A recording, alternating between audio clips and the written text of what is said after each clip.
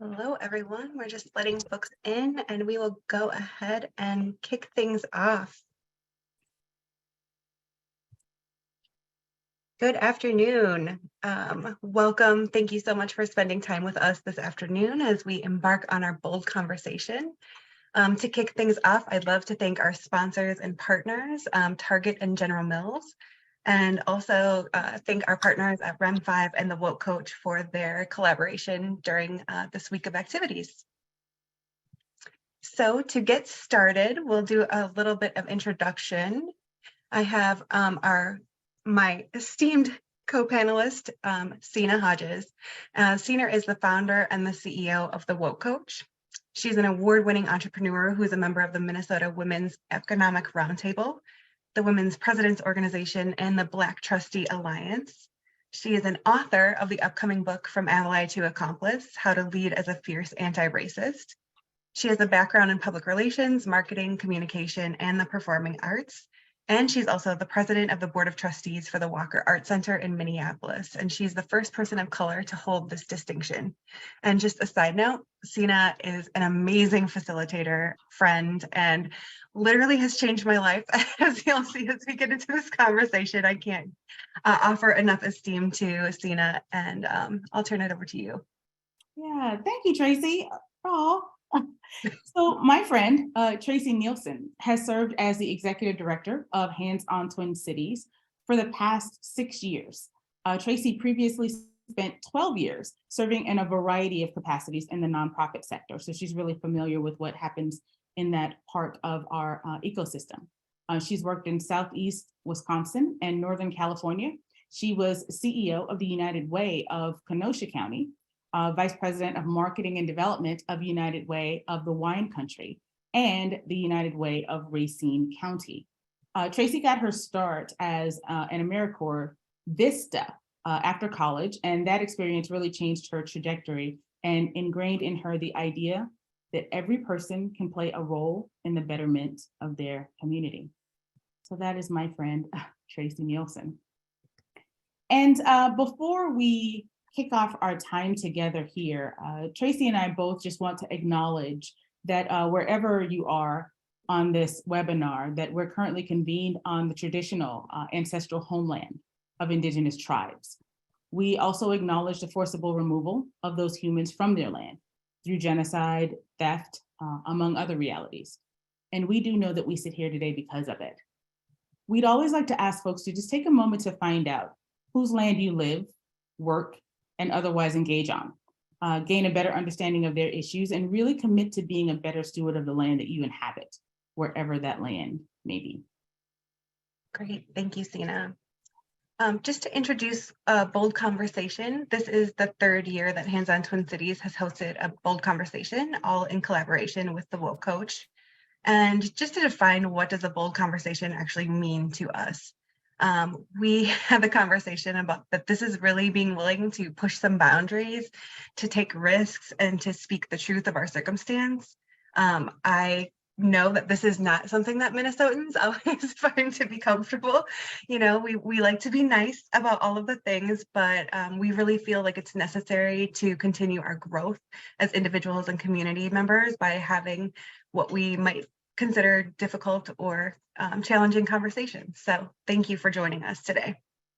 Absolutely. And, you know, Tracy, the reality of our circumstance is that these difficult conversations are what actually lead to actions that actually take us to that place of progress, right?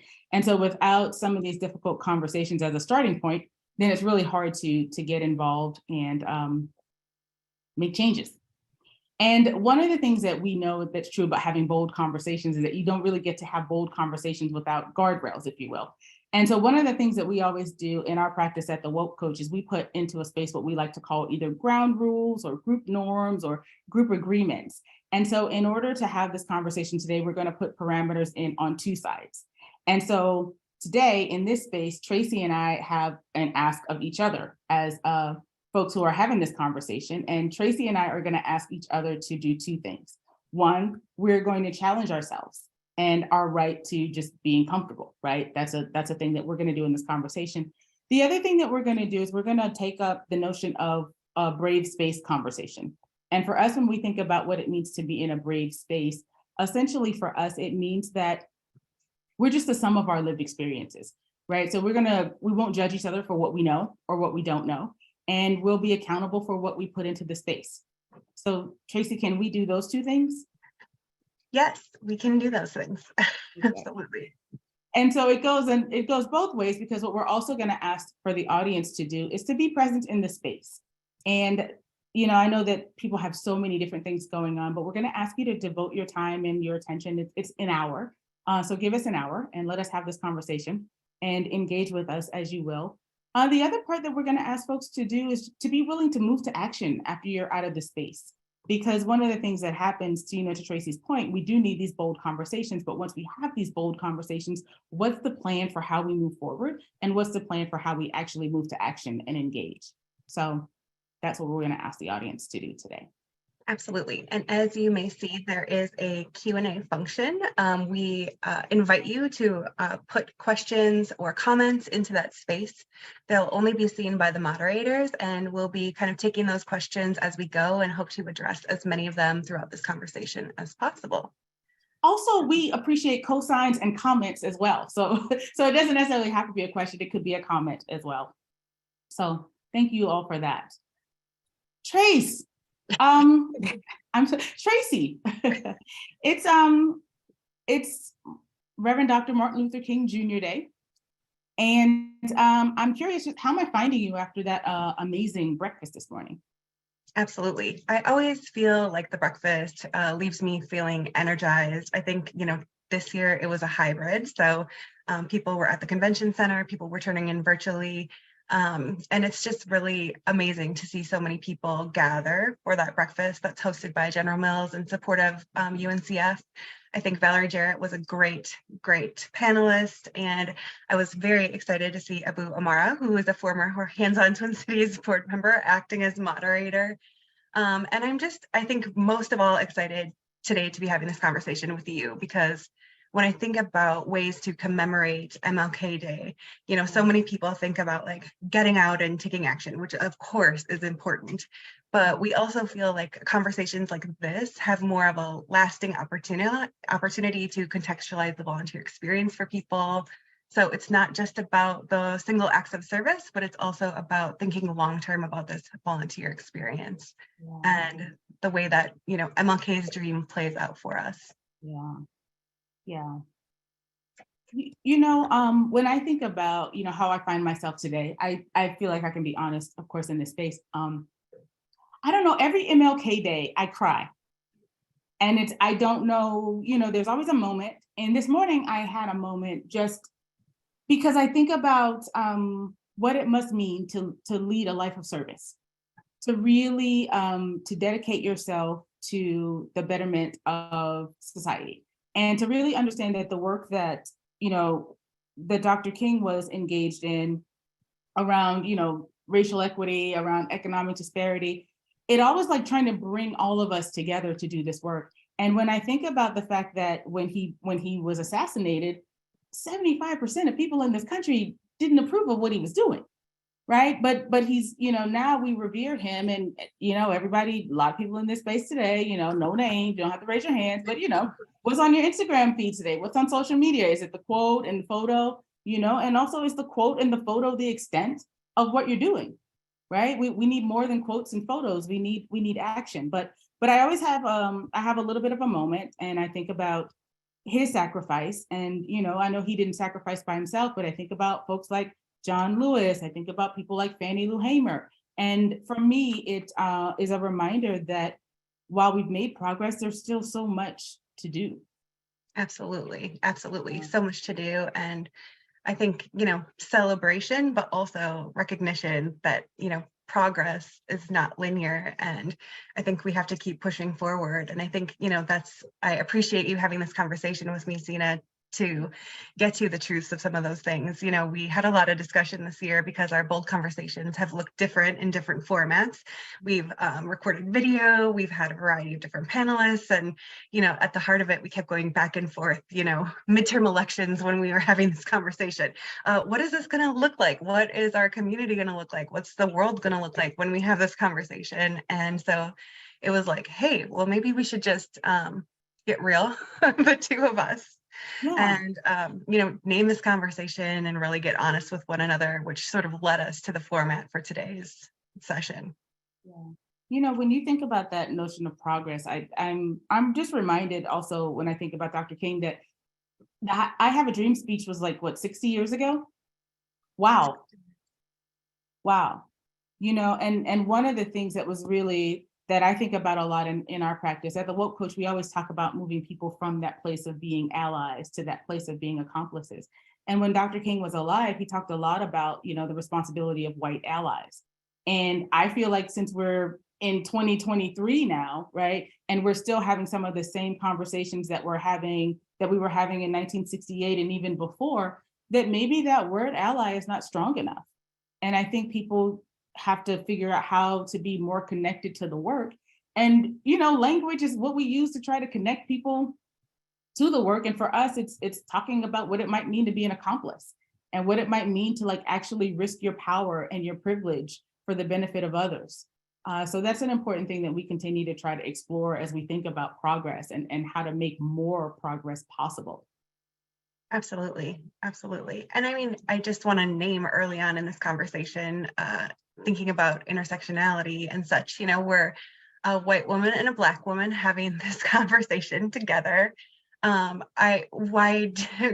your opinion, why do you think that's important and appropriate? Yeah, one of the things I think is really important is when we talk about progress and we talk about forward momentum, it never, here we go again, to borrow some of words from Dr. King, it never rolls in on the wheels of inevitability. That's what he said. And it's not inevitable that change will happen. And it's not inevitable that progress will happen. A lot of people sit around and wait on things to happen and hope that someone else will take up the mantle and just do it. But I think what's important is that when we start to think about change and we think about all of the parts of who we are as individuals, if we want to make change in a very specific area, the change can't be related to that group of people that's most grossly impacted, right? So if we talk about the issue of racial equity, you can't put the burden on people of color to do all of that work, right? You need an intersectional approach to change. Because on one hand, the people of color do need to inform what they see as the best solutions to the challenges that exist, but they can't be burdened with the work because they didn't create the inequitable system, right? It's the same thing when you think about any aspect of our identity, whether it's ability or sexual orientation. We all have to be willing to give ourselves a good look, see where our power and privilege lies, and then use that power and that privilege for the benefit of folks who really, really need it. And so when I think about the fact that you're a white woman, I'm a Black woman having this conversation, it's really important. And I will also just say that in my life, you're important to me because you're a white woman. I can call up and be like, Tracy, and we don't all have that.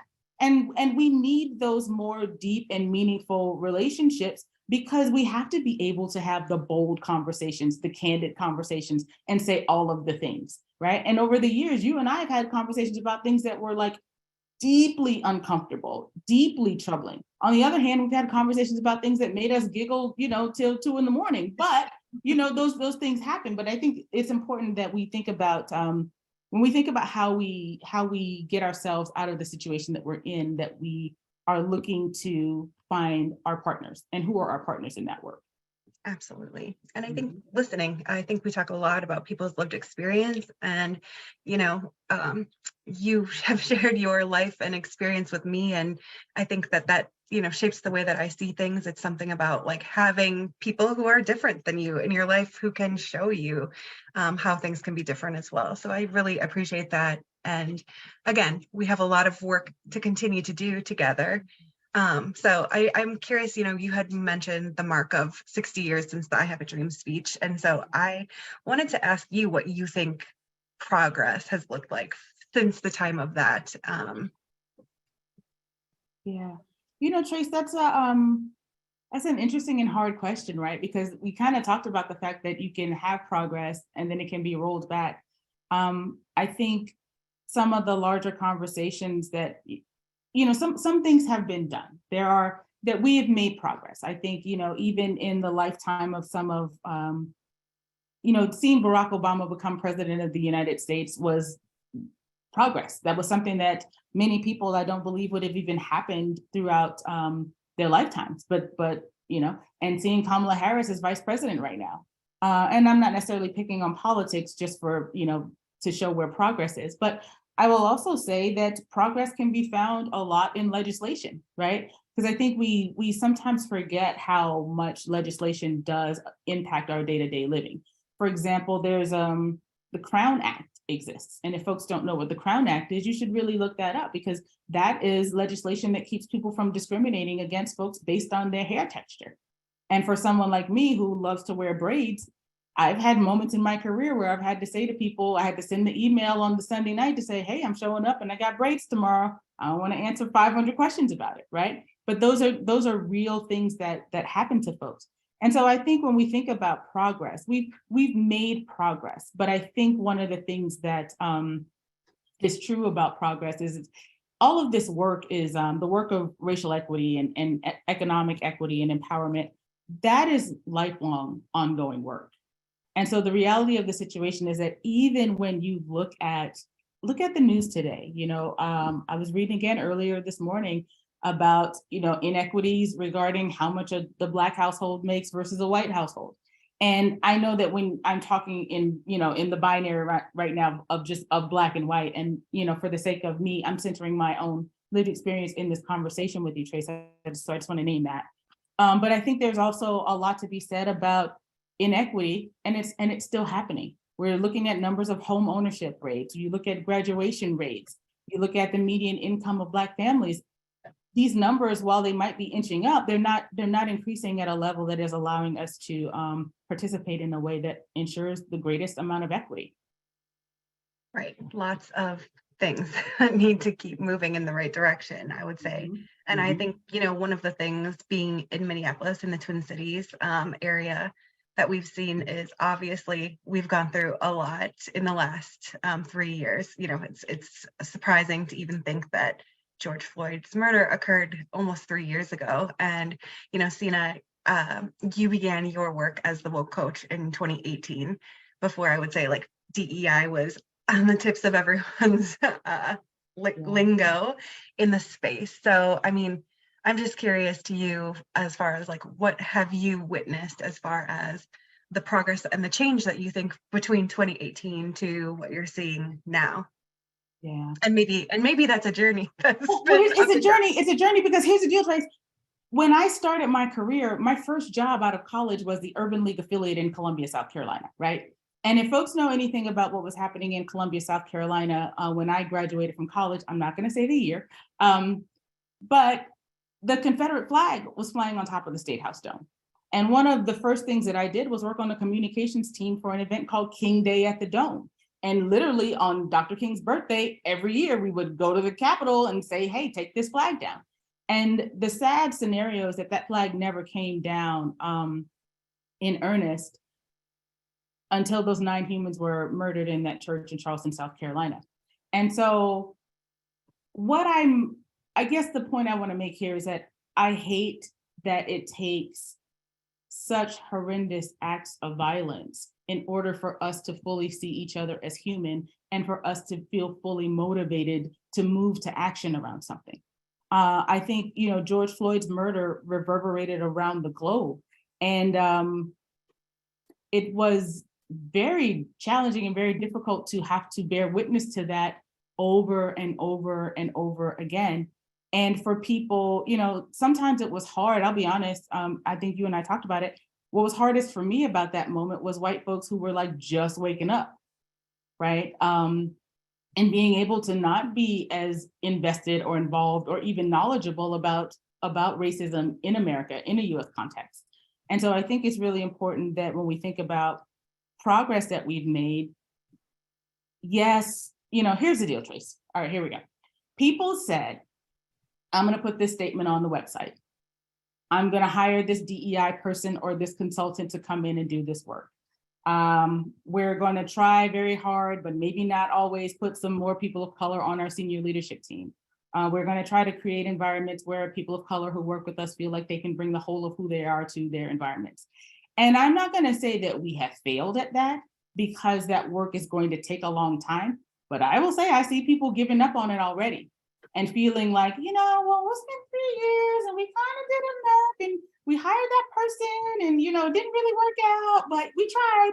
And what I want to say to folks right now is that if you feel like you already want to start divesting from this work, you're going to pay for it later, right? If any divestment now is going to put you decades behind, and then you're going to be, starting all over again. But, when we think about what it takes, I guess here's the thing, Tracy, that I've said to you before, and I will say to the audience who's listening.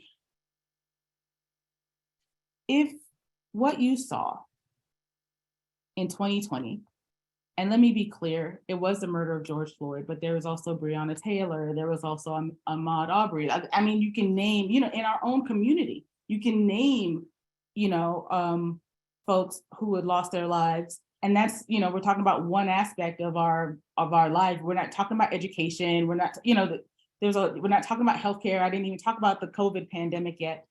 The reality is that if you are someone who is still not moved to action around creating change in your circumstance, I am afraid to know what it is that you need to see that will actually get you to move to action. I don't want to bear witness to that. I think we've seen enough. We've seen more than enough.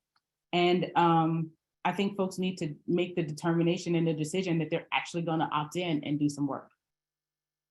Right. Yeah. And I think you and I have talked so much too about how it's not one and done. Like, this is a lifelong journey. And I mean, we'll get into creating sort of a baseline, recognizing that all of us are coming at a different starting point in our journey, but that, I mean, it's not the work with the woke coach for 1 year and then you've kind of checked the box and it's over. I mean, it has to be part of continuous learning and opting in every day. And I love that you always challenge us to every single day, you have to opt in.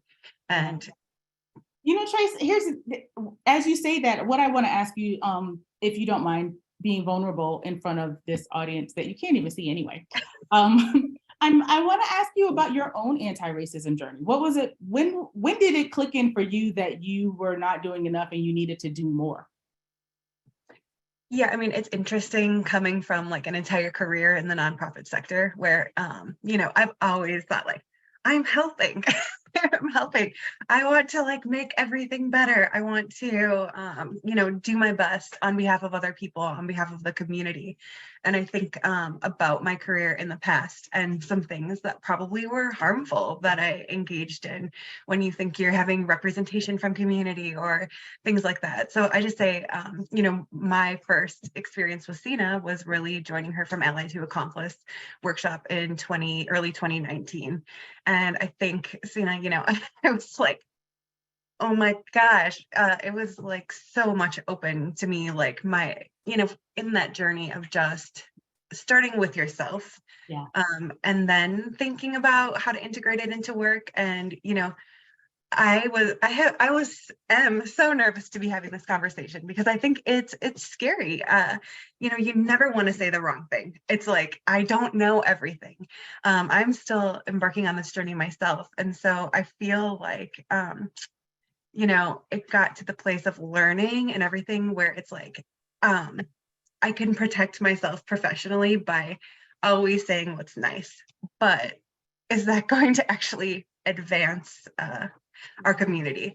So it got to the point for me where it's kind of like, I can't protect my own power by just being nice all the time, especially volunteerism. Volunteerism is a really nice space. And I do believe that every person has the power to make a difference. So I don't want to alienate anyone or make them feel like that power isn't important, but it's continuous work. And I've been thrilled to have you continue the journey with our HandsOn Twin Cities team and board and staff. And yeah. Trace, I just want to, you named it, so I want to hop on it, but I want to talk about this notion of fear. What are folks afraid of? If you had to guess from your own lived experience, what are you afraid of? Yeah, I mean, I think that I think acknowledging that racism is an issue, like people are like, we've moved past that. Like, it's not as as significant as we think. Like we're, because we've had a Black president, because we've had new people in leadership, and that slow progress is being made, like we tend to sort of turn away from it. But I also think like it's easier to not acknowledge when it doesn't become your responsibility. It's something you're like, it's somebody else is doing this. Like I'm not that person. And so like, and it's scary. I grew up in central Minnesota, so I encounter people, my family, other people who feel differently than me, who have different experiences and opinions. And it's like, you don't want to shake everything up. You don't want to make people mad. So, but then you start to realize if we keep living that way, everything's going to stay the same. Things are not going to change. Yeah. I want to lift up, somebody said, and you all get in here in these comments, someone said, fear of offending others by saying/doing the wrong thing. And I want to tell everybody, at some point, you're going to say the wrong thing. At some point, you're going to do the wrong thing. Even I say and do the wrong thing sometimes. And I think the reality of that is what I like to say to folks, that is what authentic, sincere apologies are for.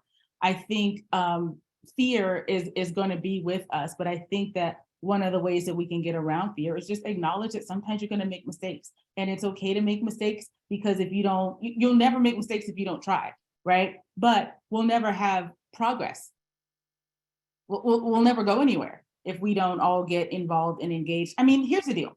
The reality is that when we think about things, when we think about who we are and how we show up in this world, we are all only the sum of our lived experiences. So if you haven't had a specific experience, you just don't know, right? Now, that doesn't mean that you get to just be ignorant and stomp around with it, but it does mean that you know what you know, and you know what's been informed by your experience. And so when there are gaps in that, we get to fill those gaps with education. Google is your friend. You get to find out as much information as you can. And what I say to folks all the time is, if you know what situation or scenario you're going into, if you've done the research and you feel like you have a cogent understanding of what's happening, that's the way that you should approach it. One of the things I say to folks is think about this work sometimes like it when you go on a job interview. When you go to get hired somewhere, man, if they call you up and they say, we want to have you just a phone interview, you've been all over that website, you know everything about that company, you've researched it because it benefits you, right? And even if you're super savvy and it's a nonprofit, let's use that as an example, you might have gone on GuideStar to say, like, how much money can I even ask for, right? And so we do that much work. And I think we need to do just that much work when we're engaging with folks. We need to come to the table with a level of understanding. And at that point, it's the point where you can ask questions because you've done some of your own work. That's I see a lot of, it's funny because looks like we hit on the thread here, right? People being afraid of rupture, but living in a continuous repetition of rupture and repair. I just said that fast and then it hit me. Wow. Right? It's we've got to figure out what it is that who we want to be and how we want to show up. There was something else that came up in the chat earlier that I wanted to just kind of address while we're here talking about a little bit about fear, Trace, but it looks like this comment is about someone is saying that they had a person, there's a Black woman who's an activist in their political unit, who told me that it's exhausting for her and other Blacks to work with us white folks because of white racism. She was willing for a while to work with the group, which was majority white, but eventually she wore out and quit. I think it's, what I will say is that all of this work is lifelong work, right? And so you don't get to opt out. And you're also not going to get prizes for showing up. And so when people, in this instance, when someone, and I can't speak to this specific example because I wasn't there, but what I will say is that when you're thinking about what it means to work in partnership with people, you have to make space for fully understanding that your lived experiences are different. You also probably need to set up group agreements and ways of engaging.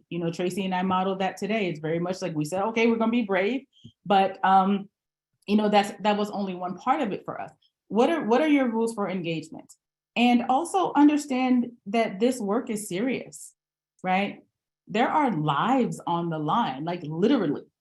I'm not making this up. There are lives on the line. And if we say that we're going to do this work of creating more equitable and inclusive circumstances and environments, it means we really have to do that work.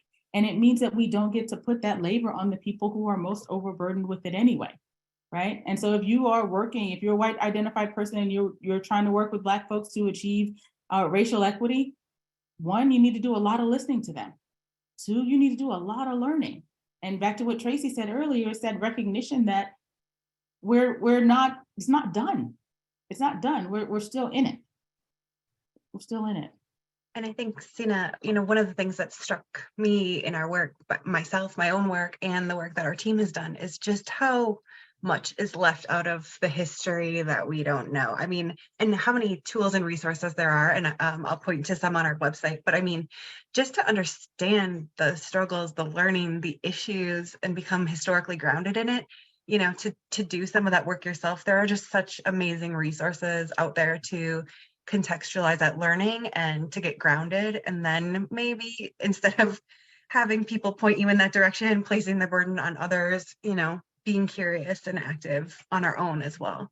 Yeah, I think that's an important part of it is that, here's the thing. I say to people all the time, we are, the things that we're most curious about are the things that we'll spend all of our time engaging in. I'm also one of those people who I'll sit down and watch a whole series on Netflix, and then I have to go and Google all the actors to find out like who they are, what they were in, like, what they have for breakfast, all the things, right? But that's interesting to me. So I spend probably way too much time doing that. And so we give hours of our day away to all kinds of things. And so if we can, in earnest, be more curious, then we can do a better job of finding out answers. We can seek out information. We'll be better at seeking out information, and we can make that a part of our practice.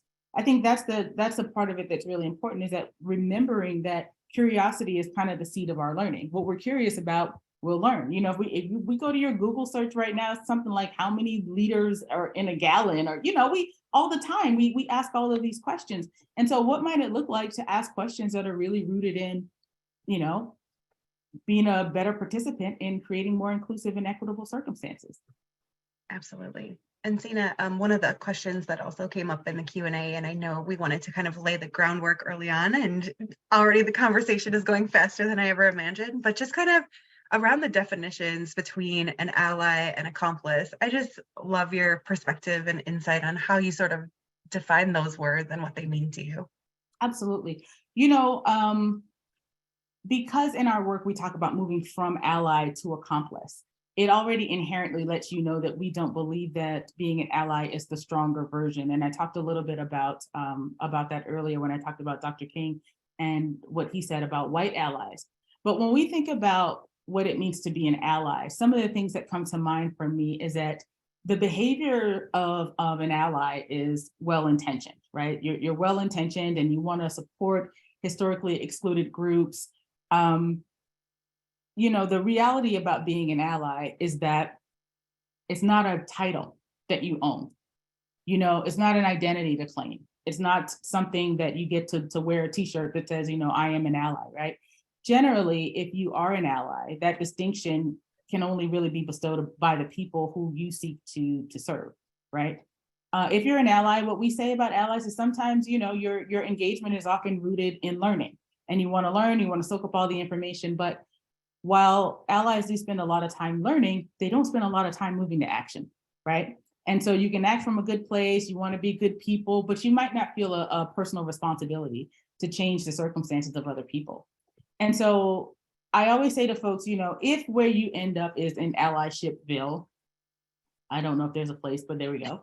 If that's where you end up, it's not the worst place to be, but do know that you can do more and you can go farther.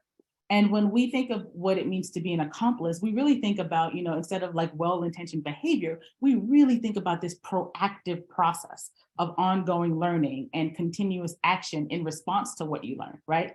And so whereas allies might not move to action, accomplices are always like, I learned this, so what am I going to do about it, right? So it's a part of how they engage. They become more aware, their analysis gets deeper, and then they automatically move to action. The other thing about being an accomplice is that behavior is really intentional, and it is rooted in awareness, and it's really informed by the people that you seek to serve. And so when you're an accomplice, you know that you don't get to make decisions for communities of color. you know that you get to work with communities of color who have articulated that these are the things that I need, and you get to help them get those things done or do those things on their behalf, whichever. The other thing is that accomplices actually do feel a personal responsibility. And one of the things that we hadn't talked about today, Trace, a whole lot is, Dr. King, one of the things that he always drove home in his work was about this moral obligation, right? And a lot of times in our practice, we talk about this work not just being head work, right? But really being heart work. And so this moral obligation to change our circumstances is a really important piece of the puzzle that sometimes gets left behind. If I want to just boil down what it means to be an accomplice in a way that you can move away from this scenario and think about it all the time, is that accomplices will always take action. They're always going to educate themselves, and they are always going to risk their power and their privilege for the benefit of others. Absolutely. Mm-hmm. And I feel like developing that confidence too is driving to action and really holding ourselves accountable for that. Yeah, absolutely. I think it's let's be honest, it's not about titles, right? I think sometimes it's helpful to have titles because it helps people really understand what characteristics can look like. But I think more than anything, what we're talking about is consistently understanding that this is lifelong action and moving to action in every clip, and not being that person that learns something and knows it, but doesn't do anything about what you know or what you've learned. For us, it's really about, the stakes are too high. The stakes are too high to sit on your hands. Like, let's name it. The stakes are really too high to sit on your hands. So at this point, if you're learning new things and you're sitting on your hands and you're not doing anything about it, there's that old adage about somebody, anybody, nobody, right? And we need you to be somebody. Like, you have to move to work on this. There's no way around it. Absolutely. And I think, thinking about the nonprofit sector, so obviously HandsOn Twin Cities, we're a nonprofit volunteer center. And I feel like, curious about how you feel like this shows up in our work. Seena, as I mentioned from your long list of accolades, is also a board chair for a nonprofit as well. Curious sort of your perspective as how this shows up within our sector as well. I think this is a joint question we could both get in on, right? I think over the years, it's interesting because I think in order to talk about where nonprofits are, and me, I do this all the time, I think we go back to why they even exist in the first place, right? So we've created a whole ecosystem that is designed to help people, that is designed to create better lived outcomes, right? It's designed to help us in some of the areas that we might be falling short. And I think one of the things that can happen in a nonprofit, and you asked me about progress, and I think, progress is that I think we're probably paying more attention to who's most acutely impacted. And I think we probably have more organizations and more institutions dedicated to solving more diverse challenges, if you will.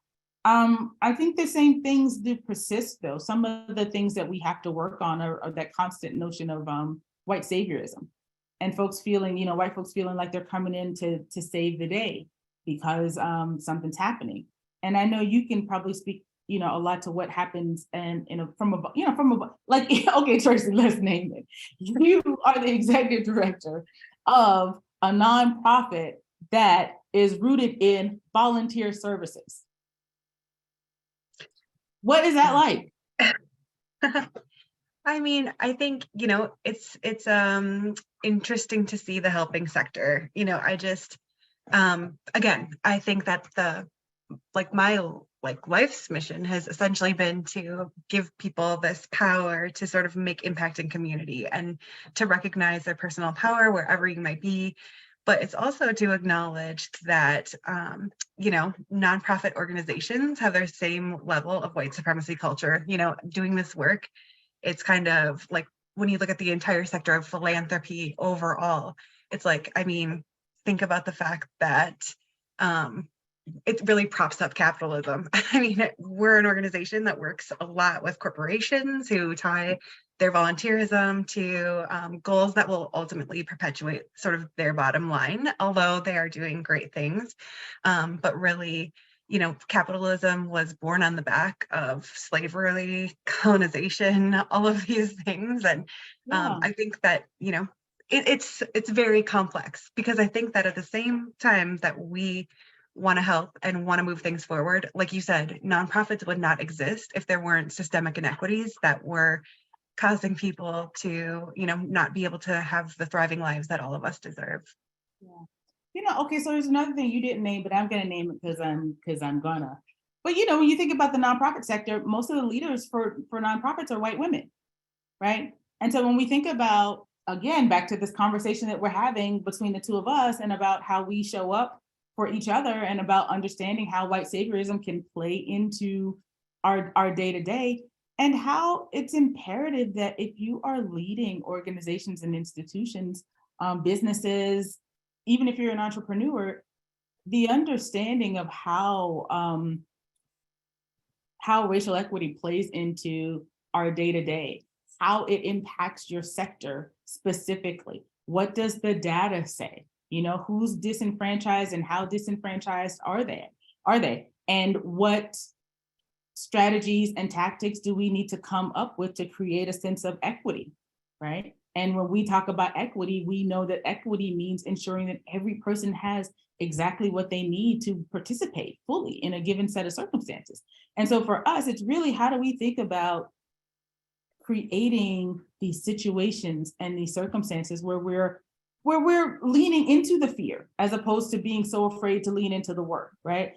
And I know that fear piece is a daunting one, but the moment you take on a role whereby you are fully invested in and engaged in and seen as a representative or ambassador by the community, it's really important that you know your stuff. Absolutely. I mean, and I think being a white woman who leads a nonprofit, I have questioned myself more than ever over the course of the last 3 years and just doing this work. And, it's, you feel a variety of feelings, guilt, leaning into power, privilege, it's how do you kind of do that? And I just think, about white women and our complicated relationship with power. Between the patriarchy, the way that we want to be seen. I think about, some of the things that we've studied related to women's movements of the past. And I know we talk a lot about intersectionality. And I think, the relationship between white women and Black women and our duty to share power, think differently about power, and again, leverage that. And Seena, I think really complicated and constantly should be questioning and reflecting on that. Absolutely. I think, that's the thing. I talk a lot about, our curiosity, but curiosity, it doesn't start and end with like the little specific thing that you're curious about. It's unwieldy. Like, let curiosity just be your guiding force. If curiosity is your guiding force and you're more curious about how we got here, that's one of the spaces that I encourage people to be most curious, is to think about how we got here. Because you said it earlier, the notion that we're past that. We're over that. We shouldn't be still having those same conversations. But what I want folks to understand is that the reason why we're still having the same conversations, I mean, let's talk about like racial equity, why we're still having a racial equity conversation is because we haven't had a cogent conversation about race where we feel like everybody's on the same page and we have an understanding, one, of what we even mean when we're talking about race or racial identity. And we're not afraid to talk about race. I think right now we're still, even in a post George Floyd murder era, we're still afraid to talk about race and how race plays into our lived experiences. I've seen, some things that have happened over the past few years that have been really interesting to me is like you had both the CDC and the American Medical Association to declare racism a public health threats, right? That's big to name it, right? Because naming it means that you can solve for it, right? And so for so many industries, we still haven't named it as a challenge or a problem. And if you don't name it as a challenge or a problem, you definitely can't solve for it. Absolutely, absolutely. And speaking of solving, one of the ways that we always want to integrate into this conversation is how people can really take action. in this space. We've talked about a lot about learning. So anything that you want to share that we haven't already touched on from a learning perspective as an individual? Yeah. I think people have to think about their journey in two ways. On one side, you have to think about your behaviors, right? Who you are. And those behaviors are really about what you're willing to do and what your level of comfort is.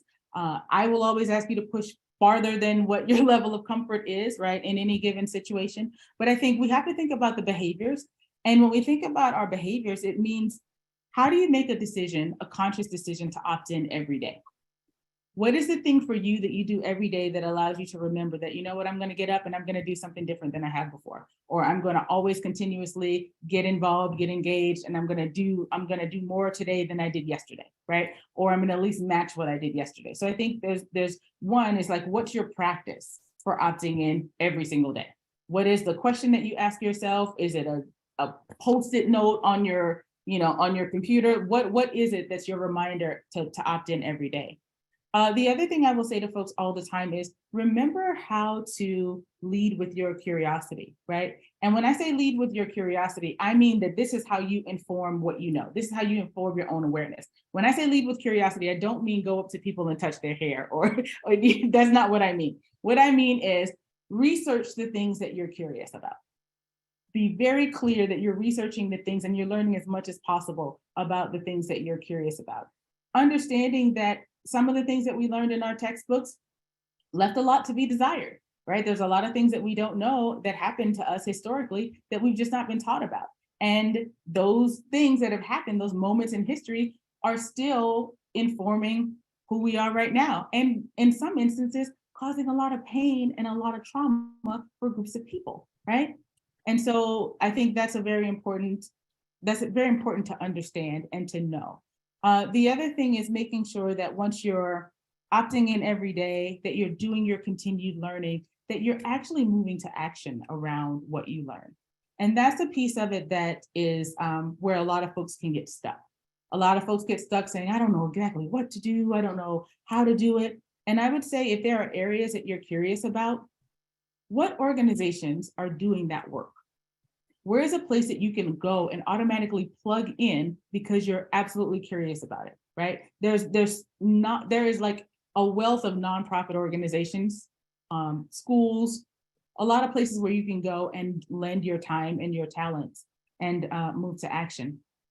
I think the other part of this is understanding that legislation is key, right? When things are laws, it changes things, right? So when it's illegal to discriminate against me because of how I wear my hair, that's progress, right? And so we have to make sure that we're continuing to figure out how to get us to the point of creating more equitable and inclusive legislation. Valerie Jarrett this morning, when she was talking during the breakfast, she said, and I wrote this down, the most powerful office is the office of citizen, right? The most powerful office is the office of citizen. So keeping that in mind, and also remembering that it's our responsibility to do this and make sure that we get to the place and space of legislation. I also just want a couple other notes to folks. Just be willing to be more self-sufficient, right? You are the arbiter of your lived experience and your learning. Don't expect other people to do that for you. Right? That is something that you have to take onus of and responsibility for your own level of education and awareness and understanding. And finally, stop thinking that other people are going to do the work. Stop thinking that, well, somebody will take care of it. No, somebody is you. Somebody is definitely you. Yeah. Absolutely. Amazing reminder, Seena. And, one of the things I think about as people have thought about volunteerism in a kind of very narrow perspective, the first question that we get is like, how do I help at like the food bank, things like that. And I think many of the things that you touched on speak to how we leverage our power every day, particularly legislation. One of the things is engaging in democracy. Another is just, Points of Light created what we call the civic circle, and it really extends beyond that in engagement. So, some of the ways to take action on our MLK site, for example, include like, where are you spending your dollars every day? Are you supporting BIPOC-led small businesses? Are you leveraging your purchase power? All of us have our individual sphere of influence, whether it's at work or in our personal lives, thinking about like using our voice for, making a difference, engaging in different ways. And I think, people might ask why a volunteer center is having a conversation like this, but I think community and civic engagement is so much more extensive than just the idea of going and doing a one-time volunteer opportunity or even longer term. But we know that those are also levers that you can employ that are important nonetheless to engage in. But it's much more broad than that. And we can't only participate in saying like, oh, I love, I go to the food bank and it makes me feel good. Well, why does hunger exist as an issue in our community? And instead of continuing to go to the food bank every, week to make that impact, which again, necessary and important, how do we think about like moving the needle when it comes to things like access to affordable housing, healthcare, education, and those broader issues too? Yeah, I think it's the constant reminder for folks that progress is possible, right?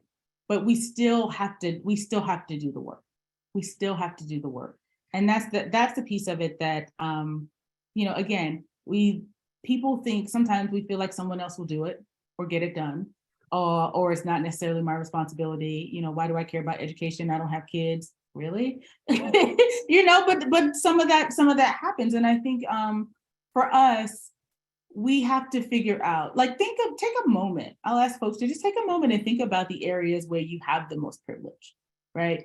And sometimes it's, of course, racial privilege, but I also mean, are you able-bodied, neurotypical?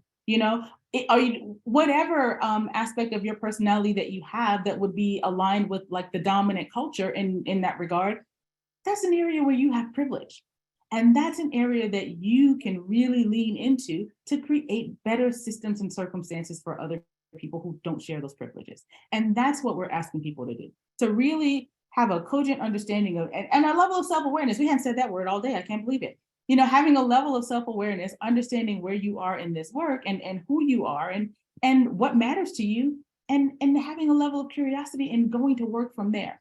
And I want to say, we had an hour to have this conversation. So a lot of this, some things might have seemed overly simplified, but I hope that you got a nugget out of this, or something to inspire you to keep moving forward. And in the vein of Dr. King, really thinking about, how are you serving? What aspect of service are you employing? And how are you showing up? Absolutely. Seena, sort of one last question for you. Is there hope for change?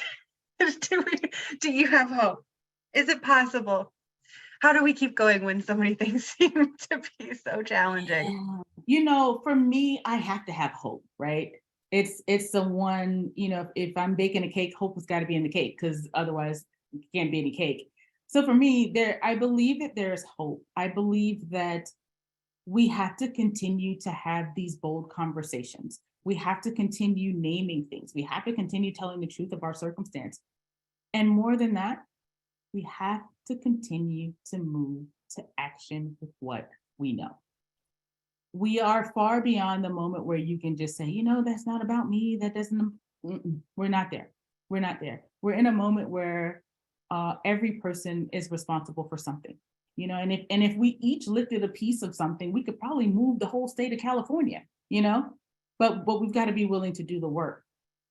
I have hope. I have hope. And I do this work, this, but I do this work because I believe in providing closure for my ancestors, right? And for me, that's more meaningful than anything. And so for me, I'm always going to be in it. I'm always going to be filled with hope. I'm always going to move to action. I'm going to always take people with me. And some people I might pull by the arm, some people I might push in the center of their back, but like, we're going. So we're going to do this work. Yeah. Thanks, Seena. And one of the questions that popped up that sort of lead to last resources, somebody asked where we can find more communities to work with locally, with other allies, accomplices. And I know you are a wealth of resources. Would love for you to share a little bit more about how people can get Absolutely, engaged. absolutely. You know, one of the things that we do at the Woke Coach, I'm just going to go ahead and promote the business, is we have a community called From Ally to Accomplice, where we do a lot of helping people get educated and understanding what their role is, really being very clear about your own why and what you want to get engaged in, and then making those connections to folks in the community that can really help you on your anti-racist journey. So that's one place and space to start. But I think the other thing is that, you know, Hands on Twin Cities has a lot of organizations that they work with as well. So if you know that you have a particular area of interest, you can go to their website and engage and look it up and find out who's locally doing the work. I think, you know, I get in trouble when I start calling names because I always leave someone out, right? Yeah. But I think if we can focus it, if you want to do more learning and really explore this work, come see us at the Woke Coach. If you already know what your why is and why you want to do this work and how to continue to get involved, check out my friends at Hands on Twin Cities. Awesome. Yeah, just want to highlight that we do have a lot of educational resources on our MLK page that you can check out, BIPOC small businesses that you can support here in our community, ways to take action. And also until tomorrow, and we offer it year round, but just open to the community, we're offering the One City, Two Realities exhibit with our partners at REM5, which is a virtual exhibition space that highlights some of those racial inequalities in our community. If you want to deepen your learning with that experience here this week, or reach out to us anytime to do that. And one plug that I just have to make, Seena, before we go is we mentioned author, and Seena's book will be coming out in a few months. So mention timing. Yeah, so we'll start pre-sales next month in February. It's called From Ally to Accomplice, How to Lead as a Fierce Anti-Racist. I am very excited about it and want to keep having these conversations and doing this very important work. Absolutely. Well, I just want to thank everyone too for taking the time out of your day to attend this session. I know time is fleeting out. Everyone's so busy. Really just thank you for your participation. Be in touch with us if you have continued questions. We always want to continue to improve in this work, work with new community partners. So please come into the network if you're not already a part of it. And thank you for taking this step to out of your day to attend. Absolutely. And if there were questions that you had that we didn't get to, you can DM us at the Woke Coach on Instagram. I don't know. I have some time this afternoon. Maybe I'll sit around and answer some questions. But yeah, that would be great because I'd love to continue to connect. So. And Seena, thank you as always for your amazing insights and for your partnership. You are appreciated. So with that, everyone, have a great rest of your day, and thank you so much for your participation. Thank you.